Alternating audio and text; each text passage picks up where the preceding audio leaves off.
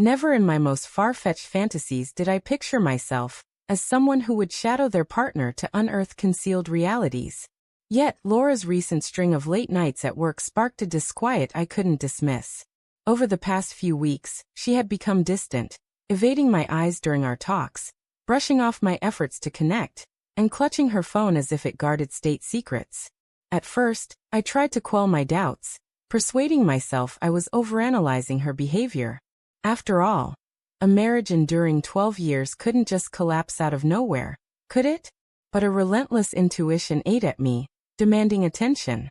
So one Friday evening, instead of driving home, I guided my car toward the district where her co-workers often met for drinks.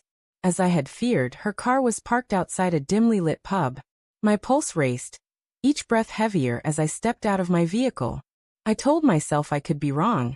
Maybe she was just catching up with colleagues, and I was about to embarrass myself. Yet, deep inside, I felt a crack in my heart had already taken shape before I even pushed through the tavern's door. The instant I stepped inside, I spotted her. She wasn't surrounded by office mates, nor did she look worn out from a grueling day. Instead, she sat across from an unfamiliar man, her laughter echoing in a way I hadn't heard in ages. Her hand rested gently on his arm, her smile radiant and tender, much like the one she used to save for me in the early days of our love. My legs grew heavy, my throat dry, but I forced myself to stay, observing just long enough to be certain there was no error. I approached with slow, deliberate steps. She was too engrossed in their intimate exchange to notice me at first.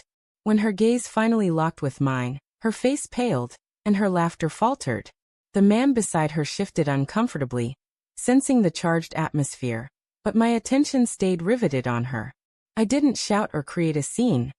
That wasn't the response she deserved from me anymore. Silently, I reached for my left hand and slipped off the wedding ring I had worn devotedly for over a decade.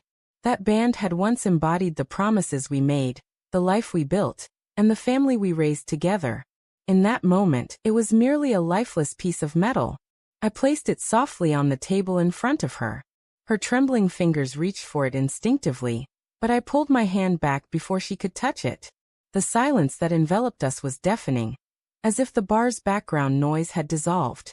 She murmured, "Please hold on," her eyes wide with fear, searching mine for a hint of compassion. But I had no mercy left to give. For 12 years I had poured my soul into her, and she chose to share her warmth, her touch, and her affection with someone else. I glanced at the man beside her. He looked away, clearly embarrassed, but I had no desire to confront him. He wasn't the one who had vowed to share his life with me, she was. Standing there, I realized I wasn't just walking away from her. I was leaving behind the version of myself who had trusted her unquestioningly, who ignored her growing aloofness, who held on to the false belief that our marriage still mattered. That man disappeared the moment I saw her with him. What remained was someone determined, someone who knew his value beyond being a secondary option in his own relationship. Her voice cracked as she called out my name, as if it were the only word she could muster. But I stood firm, unshaken. I didn't hesitate. I turned and walked toward the door, leaving her and her companion amid the ruins of the life she had shattered. My silence spoke louder than any words could. As I stepped into the cool night air, a deep sense of peace washed over me. For the first time in months, I felt free from confusion or self-doubt, no longer grasping at empty hopes. I was released. The burden of her betrayal had been replaced by a clear grasp of my truth. Though the road ahead would be lonely, it was mine to walk. And unlike her, I would never betray my own heart.